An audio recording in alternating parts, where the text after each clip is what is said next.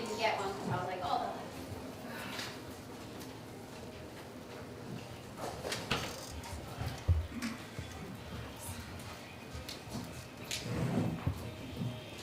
Ready, Coach? Yes. All right, we welcome the Northwestern Wildcats to the stage, represented by head coach Kelly Amonte, student athletes Samantha Smith and Madison Taylor. With their win today, Northwestern advances to their 10th national championship game in program history and second consecutive. We'll begin with an opening statement from Coach, and then for those of you in the room with questions for Coach or the student athletes, please raise your hand. We'll call on you. If you're with us on Zoom, please use the raise hand function on Zoom. Once we're through with the questions in the room, you can unmute yourself and we'll get to your question if you need to ask your question on Zoom. So, Coach, congratulations on your win. Thank you. Yeah, I'm just really, really proud of our team. I don't think it was a perfect game.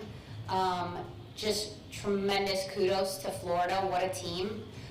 So many weapons and so much fight. So well coached. Have a lot of respect for them. And, you know, I think when we went into the break with the rain delay, I think it was on the minds of the players, you know, several years ago when we had the rain delay against UNC. And you know, I think they stayed very calm in the situation. They didn't want to exert too much energy because it was such a battle already.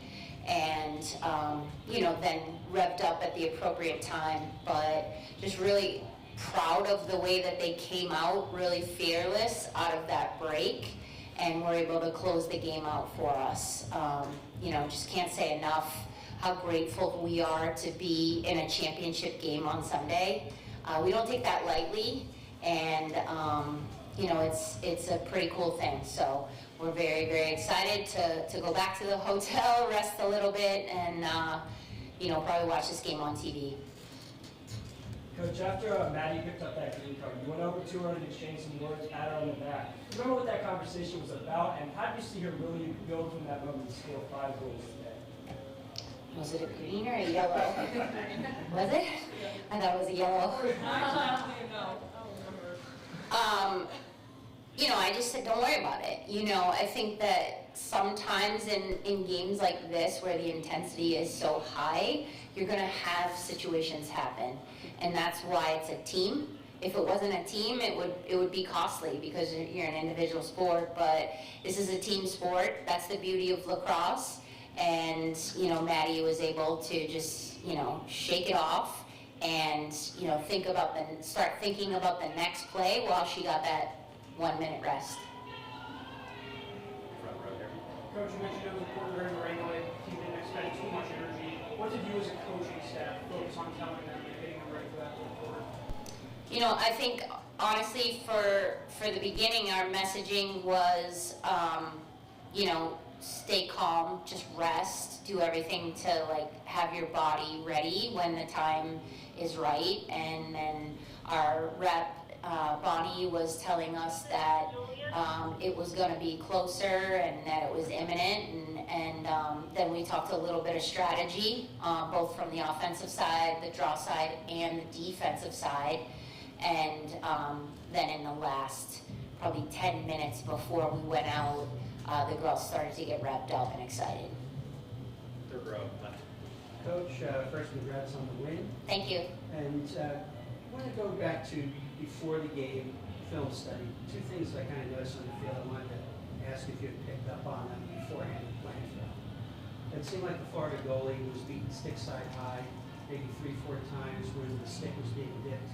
Was that something that you saw pre-game and maybe planned for? And also, when Madison was isolated on the wings and scored those 2 pretty important goals in the first half, was that also something that you planned?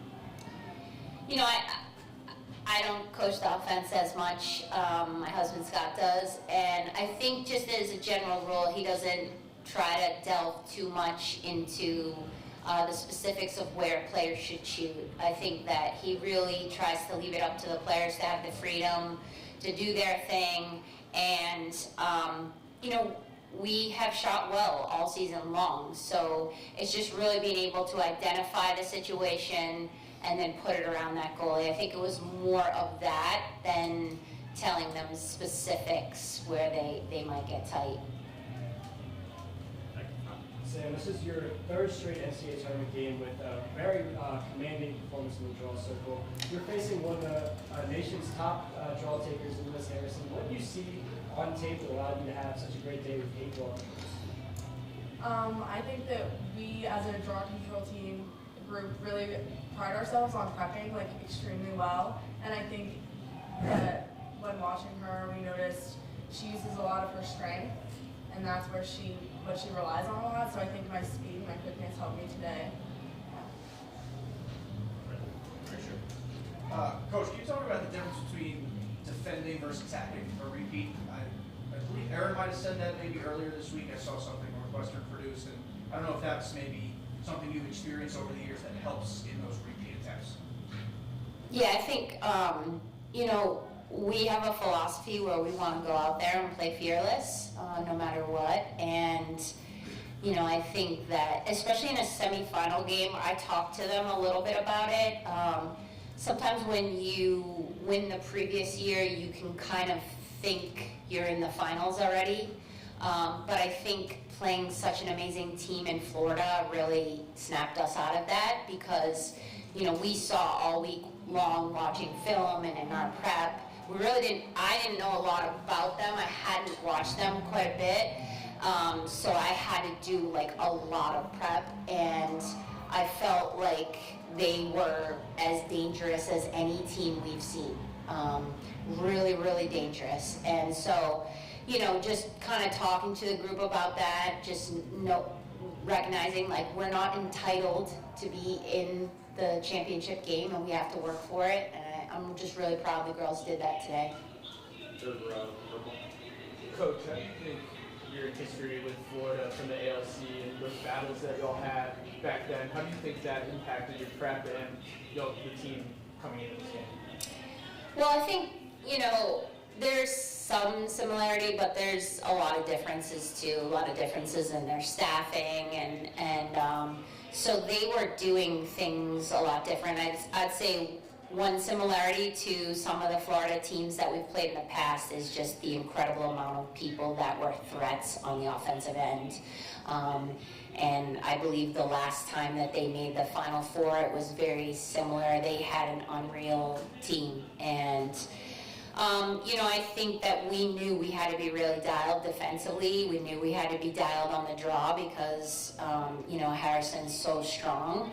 And, let the offense kind of do the work. They do the work each game, and that was kind of our mentality going in.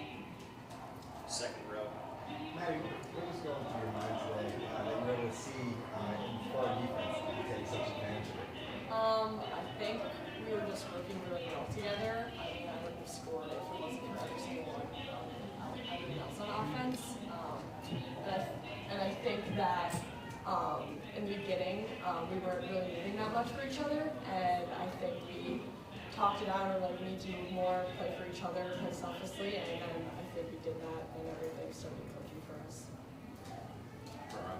Yeah. Matt, you mentioned all the moves, and you guys had just 3 assists today, but still scored 15 goals. How do you think all that motion helped you guys break down Florida's defense in isolation? Yeah, they play man-to-man. We knew that coming into it, so we knew we had to move a lot. We knew we had to set those picks and all that, so we practiced it all week, and I think we just came in prepared. I mean, we didn't start the way we wanted to, but we definitely finished the way we wanted to. Front row. So, Kelly, you guys aren't really used to this type of near 90-degree weather. Was there some adjustment that need to be made, or like is some getting used to because of the hot weather? Well, I think for us, we have to play as hard as we can to play another day. You can't really hold anything back. I think defensively we were able to kind of go a little bit into a couple different looks that we had, and then offensively, have some longer possessions. We don't tend to be like that just in general with our mentality, but I think due to the heat, every draw control was kind of gold. So just being able to possess a little bit. And then I felt like, I don't know how the players felt, but I felt like after the break it cooled down significantly. And I don't even know if it rained outside, but it felt a little bit cooler and more manageable than it did earlier. Third row on the right, black. So last year you mentioned you don't take transfers, willy-nilly. This year you had Lindsay Frank. She ended up being one of your 3 top scorers today. What enticed you to take her to Northwestern, and when did you start seeing her impact this season? Well, I started seeing her impact in the fall on the field hockey field, and just, honestly, she visited, and we had a shared visit with field hockey and us, and it was just, I just really felt like she'd be a great fit for our team and with her personality. And I think it is a bit of a challenge to come in mid-year and, find your niche. And I think with each game that's gone by, she's getting better and better and better, like a fine wine, I guess. So, we're hoping she can continue that. Her last game was great, tonight was great. And, anytime, all the tensions on Erin and Izzy and Maddie, other people are going to have opportunities, Dylan and Mary and whoever, Lindsay. So, I think that's just got to be a mentality. That's something we talked about at the break too. We have to have everyone step up and be willing to step up. And this being your second trip to back to the national title game, what are some of the biggest improvements you've seen in your game both as a player and as a leader? I think when you're a freshman, nerves and things can be running high. I think this year I'm a lot more relaxed and I think having a lot more fun. I think that was a big thing we talked about today, especially in the ring delay. We were just we need to celebrate more. And I think after the ring delay, we really did that. But just celebrating all the little things and having so much fun with this group. Both of you, as Jake might probably say, last year you had 4 goals, you had 8 bronze goals in the national title game. How was that experience going to help you guys as you prepare to go back to it on Sunday? Yeah, obviously that helps, but I think that we're not going to put any expectations on ourselves. We're just going to go out and play, have a lot of fun with this group. It's not going to be the same. And yeah. I agree with Maddie. I think it's important that we just go out there and realize that this is our last time ever playing with this team and just have as much fun as we can. No expectations, no pressure, just loving it and having a great time again. Taking 2 more here. Coach, of course, City Churchill is right outside right there. What does it mean to you to have your former coach, your former mentor here supporting you, and also coaching against your former assistant coach from your freshman year at Maryland? I mean, it's pretty amazing. I feel like everything comes from Cindy. I was recruited by Cindy and Mandy. That's the reason why I went to Maryland. They changed my life. Forever indebted to them. Acacia was coached by Cindy. She worked for me. And then we also were coached by Gary Gate, who coached Kayla Trainer, who worked with Cindy. So it all comes back to Cindy. And she's done so much for this sport, and just to see her here up in the stands, just so much passion. She had a heck of a team this year, and I just really feel great that I still have a great relationship with her and support. Last question. Yeah, we saw we were on the other side of the field, but we saw Molly adjusting something early and coming back from the game during that Florida class. Was that just a gear issue? I think she got a cut and there was a bloody sock. Maybe something like Kurt Schilling. We were laughing about that on the sideline, but she just had a cut that was bleeding pretty badly and needed some attention. Coach, players, thank you so much. We'll see you on Sunday. Thank you. Go Cats.